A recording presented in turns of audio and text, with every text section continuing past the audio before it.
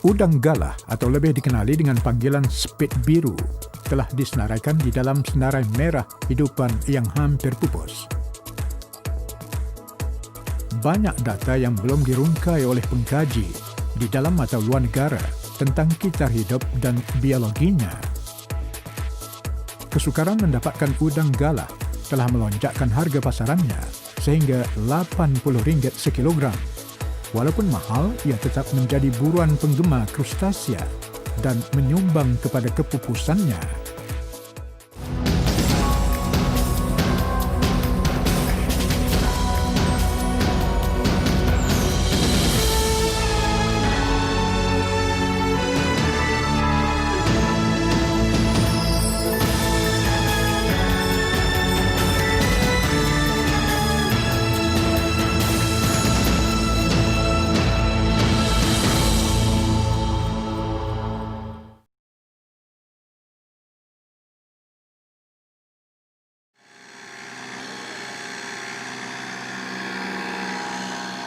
Di sepanjang Sungai Perak, dari Grig sehinggalah ke Teluk Intan, udang galah merupakan spesies asal yang menghuni dasar-dasar sungai dan berkembang biak sehingga sekarang. Biak je. Nanti kejap. Timbul ekor dia. Udang galah yang biasa dijumpai dan diternak di Malaysia ini adalah daripada spesies Macrobranchium rosebenji, yang mana udang ini membesar di perairan air tawar dan turun membiak di kawasan air payau yang kita boleh dapati di sungai-sungai, di muara-muara sungai. Kitar hidup semula jadi udang galah terbahagi kepada dua fasa. Pada peringkat rega atau selepas penetasan, kehidupan udang galah akan tertumpu di kawasan air payau atau muara-muara sungai. Amat sukar untuk melihat dengan mata kasar bentuk rega udang galah kerana saiznya yang lebih halus dari biji sawi. Anak-anak udang galah akan menetap di kawasan air payau sehingga ke peringkat juvenal. Fasa kedua kehidupannya pula lebih banyak tertumpu di kawasan air tawar. Pada peringkat pasca rega sehingga dewasa, udang galah amat sensitif kepada cahaya. Udang galah adalah hidupan invertebrata yang mempunyai struktur kerangka luar yang menyokong organ-organ dalaman udang. Spitnya yang besar digunakan untuk mempertahankan diri. Udang galah bernafas melalui insang yang terletak di bahagian bawah badannya.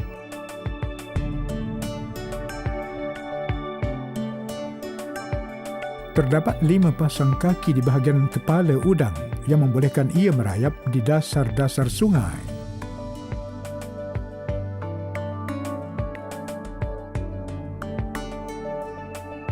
Udang galah daripada spesies Macrobranchium rosebenji ini mempunyai sifat pemakanan omnivorous ataupun masebar, di mana dia memakan tumbuhan dan juga hidupan yang ada di persekitaran perairan yang didiami. Sebahagian besar penduduk yang mendiami muara Sungai Perak mencari rezeki di sungai. Hashim, anak muda Teluk Intan ini adalah nelayan sungai sepenuh masa. Lebih daripada 20 tahun, Hashim menjadikan udang galah sumber rezekinya. Pasang surut sungai menjadi permainan Hashim dari kecil sehingga sekarang.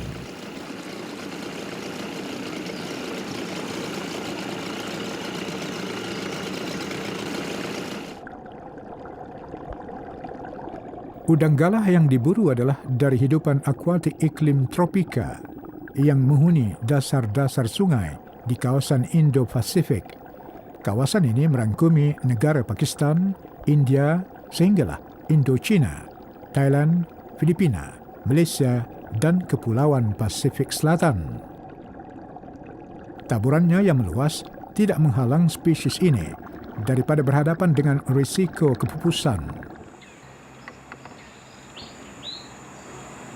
Menurut Hashim, masih mudah untuk mendapatkan udang galah di Sungai Perak, khususnya di Teluk Intan. Di sini harga borong sekilogram udang galah adalah RM55. Namun harganya berbeza mengikut kawasan. Di Tanjung Tualang misalnya, harga borong sekilogram udang galah lebih tinggi dari di Teluk Intan. Rizab sungai yang belum terusik dan kawasan komersil yang terhad di sini membolehkan udang galah membiak tanpa tekanan. Selain mencari sendiri udang galah, Hashim turut mengumpul udang galah dari nelayan-nelayan sungai di Teluk Intan untuk dijual kepada peraih yang datang setiap hari.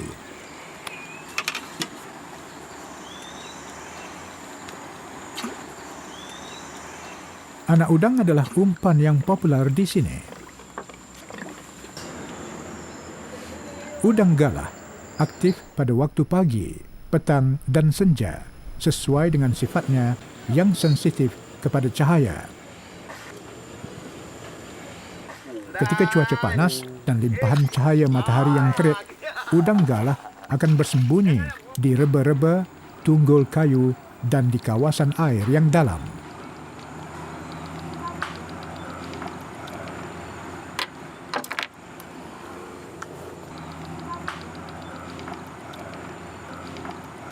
Udang galah di Malaysia kini semakin berkurangan disebabkan oleh pembangunan dan juga penangkapan tidak terkawal oleh nelayan sungai. Oleh itu pihak jabatan berperanan membiakkan dan menghasilkan benih udang galah ini untuk dilepaskan sungai bagi program pemulihan semua.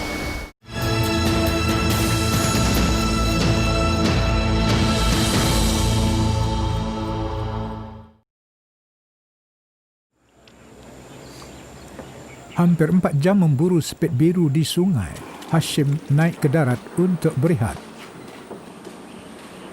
Hasil yang diperolehi agak lumayan pagi ini. Hanya udang-udang dewasa sahaja yang dibawa pulang.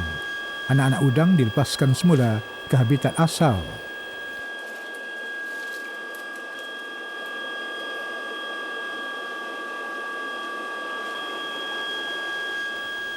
Lebih 2 kilogram udang galah yang diperolehi, namun hasilnya berbeza setiap kali turun ke sungai. Anggota badan udang galah boleh dibagikan kepada 3 bahagian, iaitu kepala, badan dan ekor. Badan yang bercengkerang dan beruas membantu pergerakan udang-udang ini.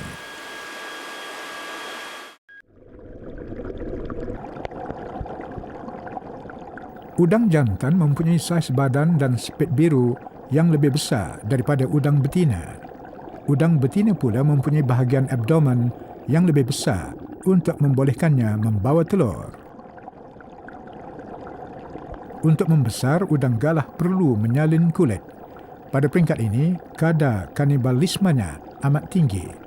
Udang galah akan menyerang dan memakan sesama sendiri, sekiranya mutu air yang rendah serta kurang sumber makanan.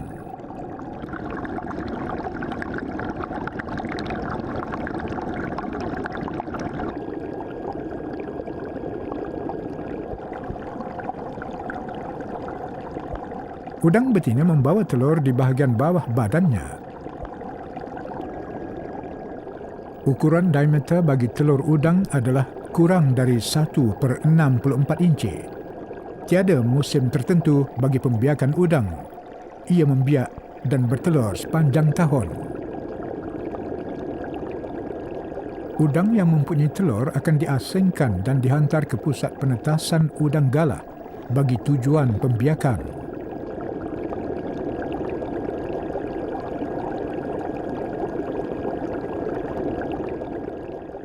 Pusat penetasan udang galah yang terletak di Setiawan ini adalah satu-satunya pusat seumpamanya di Malaysia.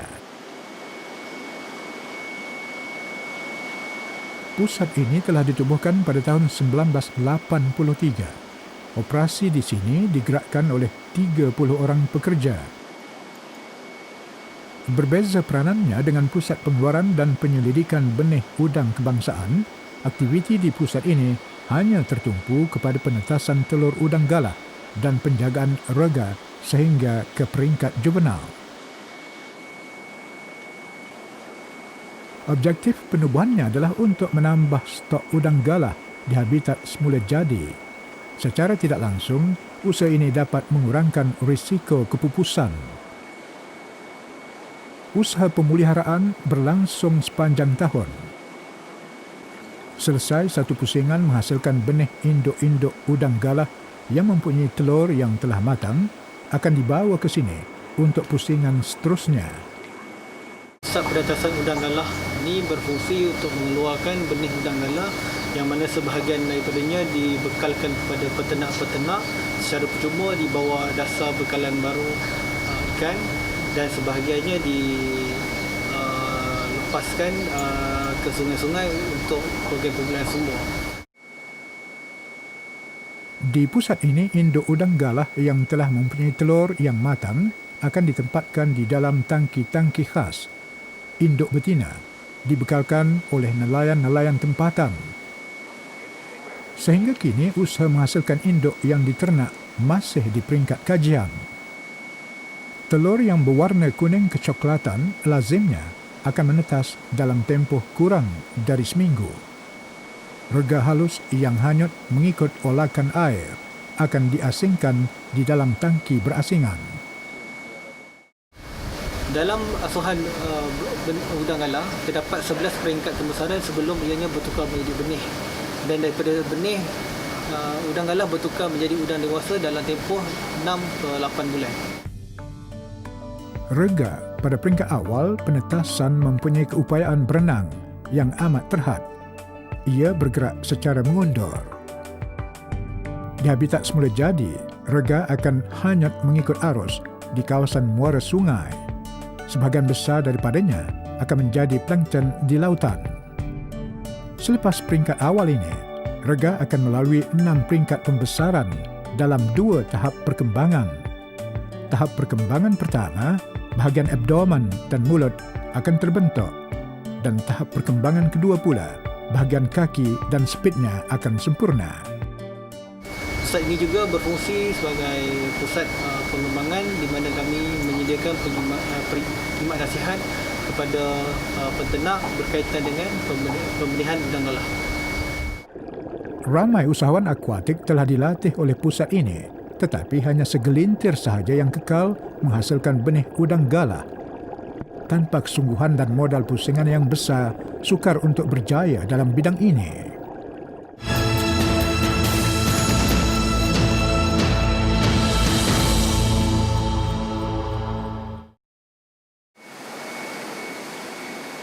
Kastad telur adalah makanan utama rega udang galah, terutamanya apabila mencapai usia 2 minggu.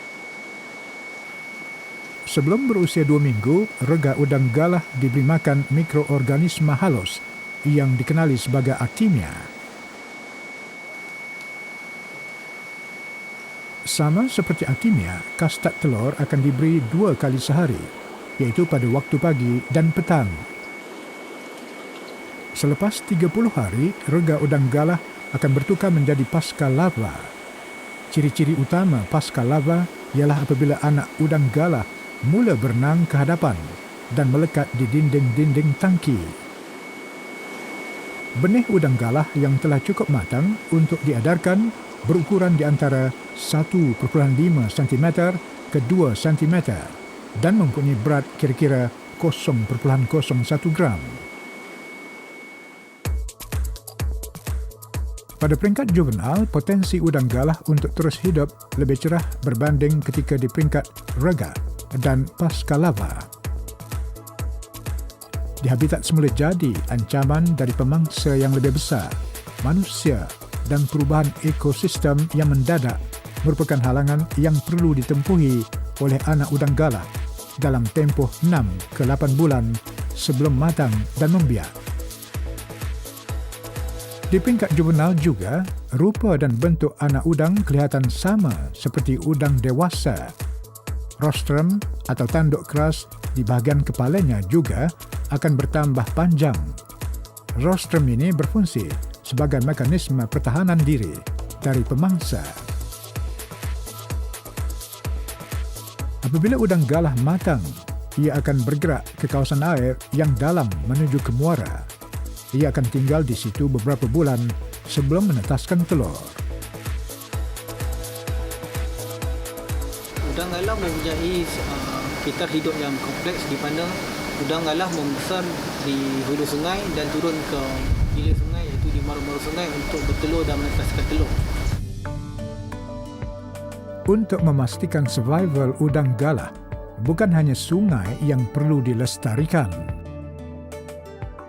Kawasan muara sungai yang lazimnya dijadikan pusat aktiviti perkapalan dan ekonomi perlu diselia dengan sebaik-baiknya bagi meminimumkan perubahan ekosistem yang menggugat kesinambungan kitar hidup udang galah dan hidupan akuatik yang lain.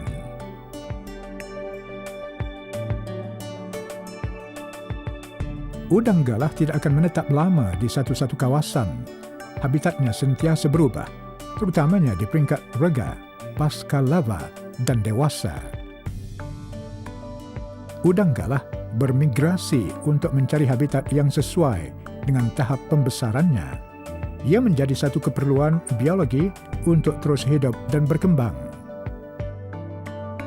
Di semenanjung Malaysia, Sungai Setiu, Sungai Pahang, Muar dan Rompin merupakan habitat udang galah yang cukup terkenal.